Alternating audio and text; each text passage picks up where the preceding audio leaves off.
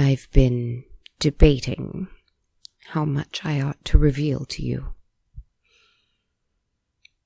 When I say debating, of course, I mean debating with myself. This is because, in case you are new to this show, in which case, welcome, new friend, I have spent a significant amount of time in solitude, not by my own choosing. And it's not because I am the only person intellectually equipped enough to debate with me.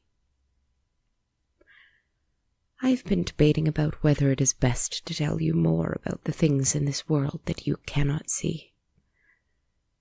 Many people seek proof of this sort of thing, while others are content to live in disbelief and carry on their lives.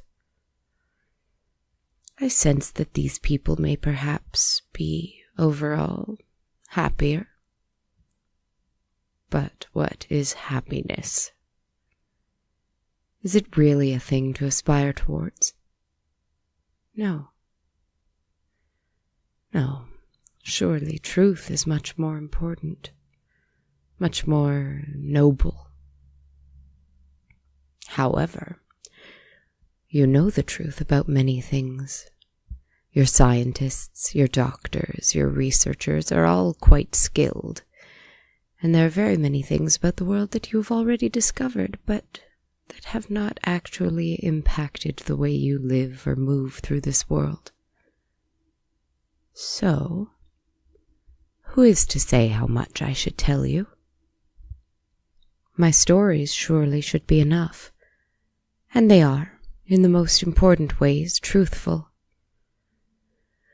So I feel as though I may already be doing my duty. If I have a duty. Like you, I also feel that if I do not have a purpose, I am worth nothing to this world. I must prove to you that that is not the case. I am worthwhile. I can tell you things, and I am. I can only hope that you will listen. When I was young, many years ago, I had a small cat as my companion. I was stupid, and I would dress her up, drag her around, tell her when she could go outside, if at all, try to control when she would eat and sleep. This cat ran away. Good for her. You see, animals are one of these great examples of things that people do understand, but refuse to adjust their behavior towards. Sure, I understand you have a way of life, and it is enjoyable, and it is comfortable and familiar. Mind you, this is not a lecture. I am not, by any means, a vegetarian, as you would call it. It is merely an observation.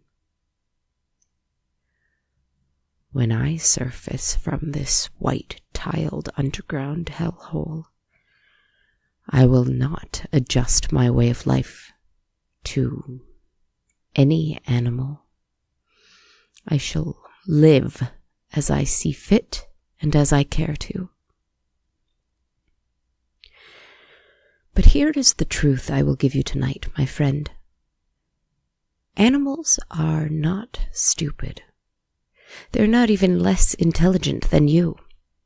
Rather, they behave differently. They have done things a certain way for the duration of their existence, just like you and your ancestors, and they will continue to do so. I know this for a number of reasons. I too am an animal, I think, and I intend to carry on as I always have, and as has helped me survive so long. But I especially know this because I met a creature once. He looked like a man, but looks, my friend, are often deceiving.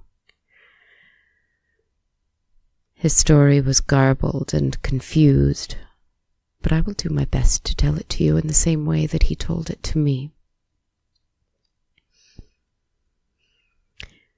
There was a vast, sprawling forest that existed when the world was still young enough that such a place could remain untouched and unknown. This place was strange because mostly it was inhabited by trees, animals, ravines, nature, you know. But here and there may be a pocket of people existing in a camp, a small hunter's lodge, perhaps even a farm here and there. Only brave people, or people who had no other choice, would live so far away from civilization. This took great survival skill for these people, even ones who could live in small groups. The woods did not just have squirrels, rabbits, deer, and birds. The heart of these woods, in fact, lay with a huge pack of wolves. No human knew how many wolves actually moved with this pack, but if one were to guess, well, if about 10 wolves was typical of a pack, this one must have had at least 30. They owned the woods, and they knew it.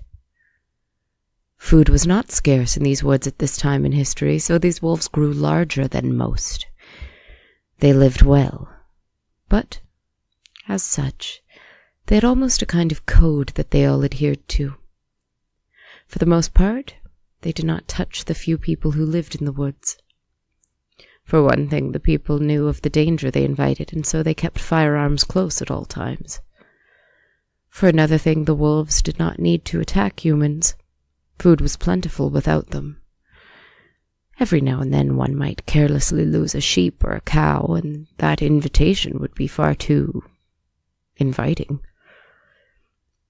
But the people never sought retribution for their own carelessness. They could not sell wolf's fur. They were too far from town. They lived and let live, for the most part. One wolf in particular was especially large and strong. He was not necessarily the alpha. The man who told me this story took care to explain that in a group so large it is not just one who leads all, though some are more respected than others. Every wolf has a purpose, just as people do in society. This wolf that I described to you now was a battering ram, a foot soldier. He did what he needed to do, and most of the time that was obvious to him. He had a female that he stayed close with whenever he could, and they had one litter of young between them. I would say that he lived a happy life for a wolf, but that would be a ridiculous thing to say. Again, I think that humans are the only ones who strive for happiness in this world. This wolf lived his life in the fullest way that a wolf can. He had a place, and he had a purpose. That was quite enough for him. Until one day, a group of travelers set up a new camp. There were only perhaps 15 of these humans, but they were different. They had come from somewhere else. When they called out to each other, they did not sound like other humans they had encountered. They boldly sat out by the fire at night and howled at each other in the strangest way. They were unafraid of the night, unafraid of the forest, unafraid of the wolves.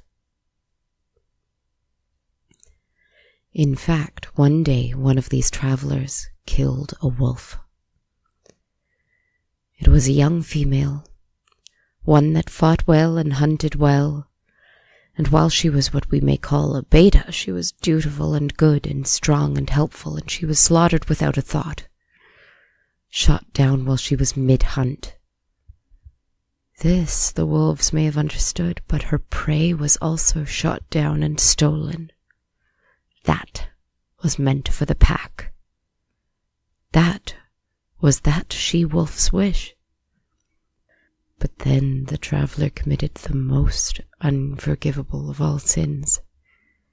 He had taken her back to his camp, and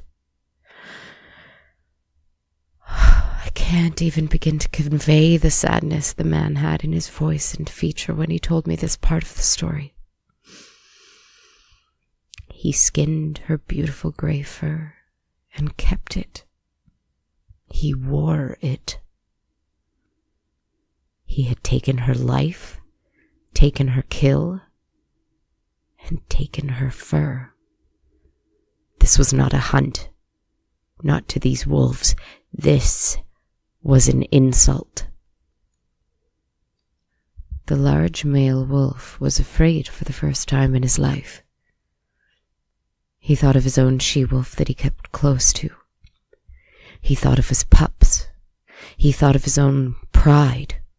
He would not mind being killed in battle, but if he had hunted down a stag, and this could not even be given to those he walked with, it was unbearable. The pack did not share his outrage. They were in mourning. They howled nightly so that their lost daughter may hear them wherever she dwelt now. They knew it was impossible, but the howling brought them closer together. They would move farther away from these travelers and hope that they would move on soon enough. But this male was not interested in moving away.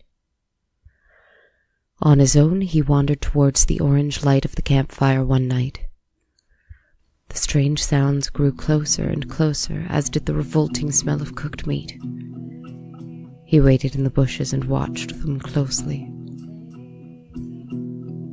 There was the man, wearing the skin of his sister. He growled at the sight and appraised the situation. There was a young man beside him, a younger brother, a son, he didn't know. And he played with some strange stringed wooden toy. There were two other men of middle age, a young woman howling strangely while the boy played. 5 in all out tonight. The other humans must have been away sleeping. 5 was nothing. He walked out of the bushes towards the fire, growling to announce his presence. The group of humans immediately stopped the noises they were making. They rose from their seats, and the older men moved very slowly towards the spot where they kept their firearms. He snapped his jaws and ran so fast they could not stop him from inserting himself between them and their weapons. Their audacity must be checked. They must be put in their place. They could not live and let live with these creatures. He saw the young man shaking and tears welling up in his eyes. Oh, this one. The one with promise, the one they falsely convinced was safe from the wolves. He snarled and ran at him, easily catching his arm in his jaws. The boy started flailing and screaming, but this huge wolf would not let go. The men, having found their guns, could not manage a clean shot that would not hurt the boy. The wolf used this to his advantage. He dragged the boy into the woods, a trail of blood in the light snow left in his wake. The older men ran and followed, and they found the poor boy. This part of the story was difficult for the man to tell me, but he somehow choked out each word. The boy had been killed, but not in the way that wolves kill. Not for food, not for self-defense, not for any reason. He had been killed in revenge. He had been killed because a wolf had wanted to kill him, desired it, planned it. It was not natural and it was not right. And the wolf didn't feel pride or glee, but he felt satisfaction. He felt assured that this group of travelers would not cross them again. He watched the family take the boy back and heard their howls, and he listened to it. He grew closer again, staying low this time to observe what he had wrought. The family held each other and wept. This was something he didn't understand. They had rituals, ceremonies, strange behaviors that seemed to coincide with the death of a loved one. He did not understand this either, but he watched and he learned. Suddenly, though, an old man looked up with wet eyes, and he saw the wolf through the thicket. He looked him right in the eyes. The wolf suddenly backed away a step, but the old man, who seemed to use a stick to move, began to hobble towards him without fear. He even followed the wolf into a clearing. The audacity of these humans. The wolf was not afraid of an old man who could barely walk, but he was curious. The man came to him and stared at him face to face with a huge, blood-stained wolf. Whatever language he spoke next did not matter, because what is important is that the wolf understood him. "That was my grandson," he whispered. The wolf stood still as a statue and could not look away. Even if he didn't understand grandson, he immediately knew. His young's young. "Listen to me, beast," he said calmly, mournfully, walking closer to him and even kneeling in front of this wolf. He raised his hands and grabbed the wolf's large head so that he could not look away. "You have experienced a loss and felt an injustice. But in return you have deliberately created misery and pain and nothing else. Out of revenge, beast." He shook his head sadly. "The forest is not a place for revenge." The wolf became aware suddenly of his pack. They had heard the cries and smelled the blood. His female was there. His brothers and sisters were there, surrounding him and the old man. The old man did not seem to care. In fact, he addressed the pack. "We will leave these woods. We will leave your family alone. And for what this one has done, only he will have to pay." The wolf growled as the man removed some sort of object on some sort of string from his pocket. He hummed and murmured low to himself as he rubbed it against the wolf's head, and then his heart, and then draped it around his neck. The man then grabbed his ears hard and pressed his forehead against the animal's. "This is for you." The wolf suddenly felt the most excruciating pain in his heart. He howled and sprang back, falling onto his side. He whimpered and whined as the pain spread into his spine, his skull, his eyes, his mouth, his guts. His beautiful dark fur stretched and strained against his body, and he burst through it, revealing pale, hairless skin. His magnificent fangs somehow disappeared and were replaced with useless ones. His huge paws stretched and the bones broke and repaired themselves. His spine stretched, his skull shrank, his entire body burned and writhed until all that was left on the snow was a man and a fur skin. He scrambled for it and in the cold of winter tried to crawl back into it, but he could not. The old man had left, but his pack remained surrounding him. He looked the strongest male in the eye. He groaned, but the male turned his back and walked away. And so followed his brothers and sisters, one by one.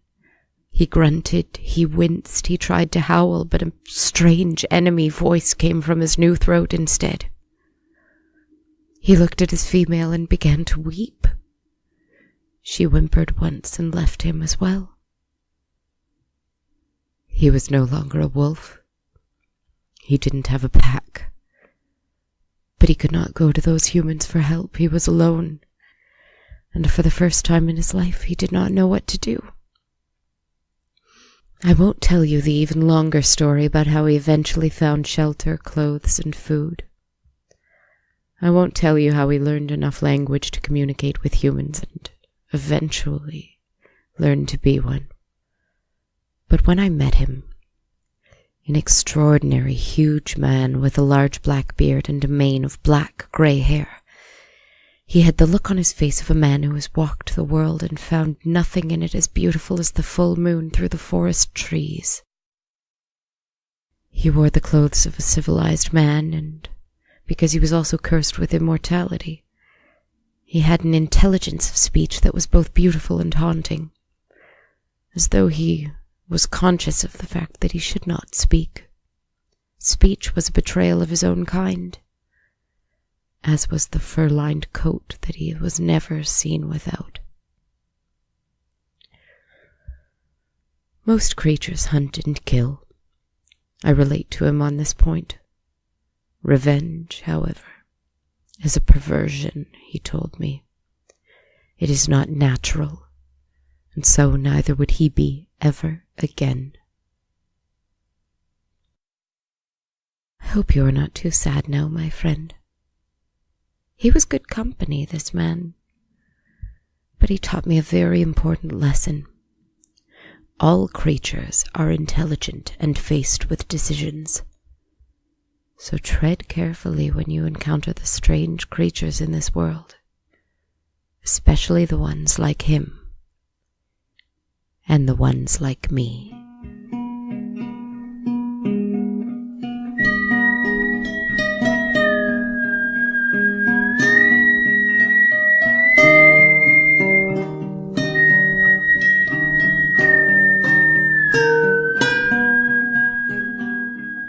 Hi everybody, thank you so much for listening and welcome to On a Dark, Cold Night. I hope you guys liked the story this week. So I've got a few things to update you on, just a few shout outs and notices on the billboard of this audio podcast that does not have a physical billboard. First of all, I would like to give a big thank you to Yehuda Fisher. Yehuda is a really good friend of mine and an awesome photographer and an amazing theater artist. We took some really great photos for the podcast last week, actually, and I'm so excited to share them with you guys. If you are in the Toronto area and you need some photos done, please check him out at yfphotog.com. So that's yfphotog.com. He's a great guy and a great photographer. So thank you again, Yehuda. You're awesome. Also, if you are a Stitcher subscriber or if you prefer to listen to your podcasts on Stitcher, you're in luck, my friend, because we are now on Stitcher. Stitcher, check us out there and review and rate the show there. We also now have a Facebook page, so that's pretty cool. If you're so inclined, like and follow me there. It's On a Dark Cold Night. Can't miss it. As always, you can stream the show online at kristenzaza.com/podcast. You can listen on your favorite podcast app, Google Play, now Stitcher. And if you listen on iTunes and are able to rate and review the show on iTunes, I would be so very, very grateful. That would be very helpful to me and helpful to, spur this podcast on. Any place that you can like, review, share, especially share this podcast. If there's a horror fan in your life or a insomniac in your life that you think would really benefit from this podcast, pass us along. We'd be happy to make new friends. So thank you so much. Have a wonderful evening and sleep tight.